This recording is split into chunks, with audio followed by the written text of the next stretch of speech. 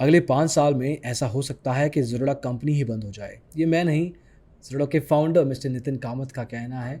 लेकिन किसी डर की वजह से नहीं, मार्केट में वैल्यूएशंस को लेके, मार्केट में कॉम्पिटिशन को लेके एक तरीके से उनका एक निचोड़ है।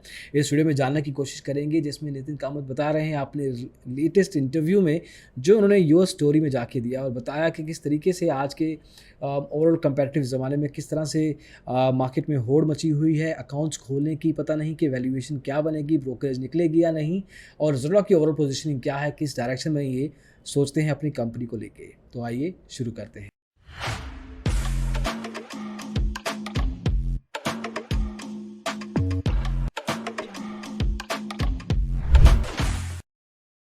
तो दोस्तों सबसे पहले ये बता दें कि ये वीडियो स्पॉन्सर्ड नहीं है। मार्केट में जो भी होता है, स्टॉक मार्केट इंडस्ट्री की सारी बातें आप तक लेके आते हैं। कभी-कभी बुरी बातें होती हैं, कभी-कभी अच्छी भी, और वो भी आप तक लेके आना ज़रूरी है। इस केस में हमें काफ़ी कुछ सीखने को, एक इंस्पिरेशन की तरह देखना चाहिए इन थॉट्स को। नितिन नितिन कामत प्राइमरीली ज़ीरोडा के फाउंडर हैं। उन्होंने करीब 11-12 साल पहले ज़ीरोडा को लॉन्च किया। He comes from a stock market investment background, तो एक तरीके से he understands from a trader और इन्वेस्टर पॉइंट ऑफ व्यू। आज के ज़माने में उन्होंने देखा कि बहुत सारे फाउंडर्स अपनी होल्डिंग को, अपने स्टेक को, कंपनी को एक डाइल्यूट करते हैं, फंडिंग उठाते हैं और कहते हैं कि देखो कंपनी हमारी कितनी ज़्यादा वैल्यूएशन पे है। लेकिन एक्चुअल में ग्राउंड रियलिटी अगर आप देखें तो शायद इतनी प्रॉफिट या इतना रेवेन्यू ही कंपनी ना कमाती हो। आज के ज़माने में बिलियन डॉलर क्लब में जॉइन करना अपने आप को बहुत बड़ी बात मानी जाती है।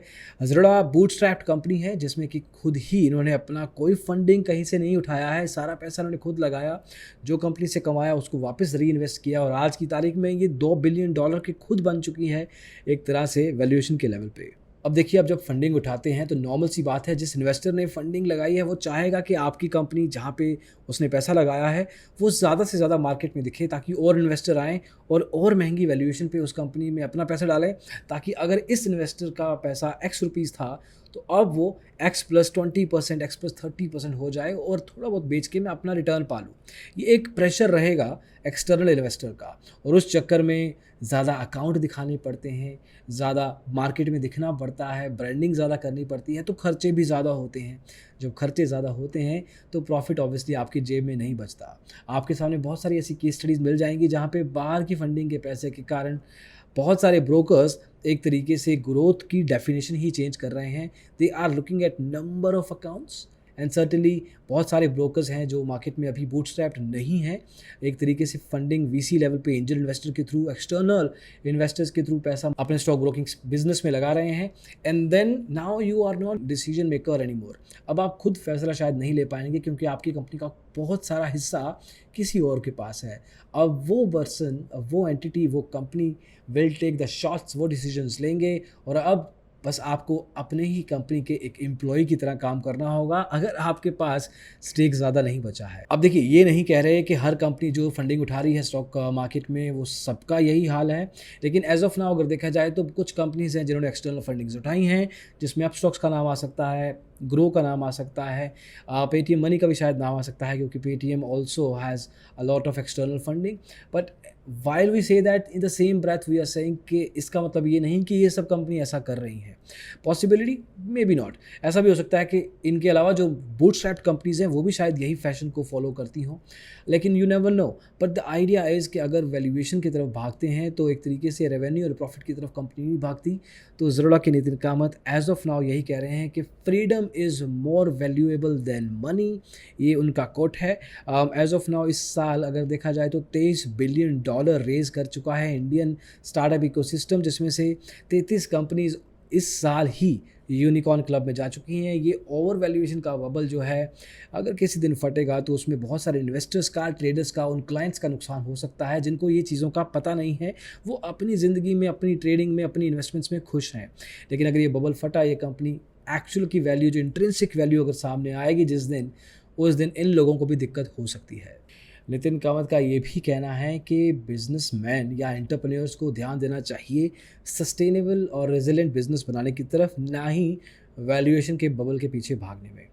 दोस्तों आई एग्री विद दैट, क्योंकि जो हम बिज़नेस करते हैं एट अ डिजिटल ब्लॉगर और स्टॉक पाठशाला में, हमें भी फंडिंग के लिए काफ़ी बार अप्रोच किया जा चुका है, लेकिन we have turn down every single time. We are a 5 to 6 year old company, करीब 5 साल हो चुके हैं और आने वाले समय में will be getting into the 6 year of our business operations. हमने फंडिंग को हमेशा ही ना बोला है। हाँ, definitely we have our circles, we talk to people जो फंडिंग प्रोवाइड करते हैं, but we ourselves are bootstrapped और हम भी इसी फ़िलॉसफ़ी के साथ आगे चलते हैं। ज़ोडा की वापस बात करें अगर, तो पिछले हफ्ते ज़ोडा ने 50,000 अकाउंट खोले हैं और एक्टिव क्लाइंट लेवल पे इस साल की शुरुआत में करीब 20 लाख क्लाइंट थे इनके पास। आज की तारीख में 70 लाख के ऊपर है, 75 लाख के करीब है। और ज़्यादातर लोग फर्स्ट टाइम इन्वेस्टर्स होते हैं, 20 से 30 साल एज होती है, शायद उससे भी कम, शायद 18 साल 19 साल की एज से आजकल शुरू हो जाते हैं कॉलेज गोइंग स्टूडेंट्स।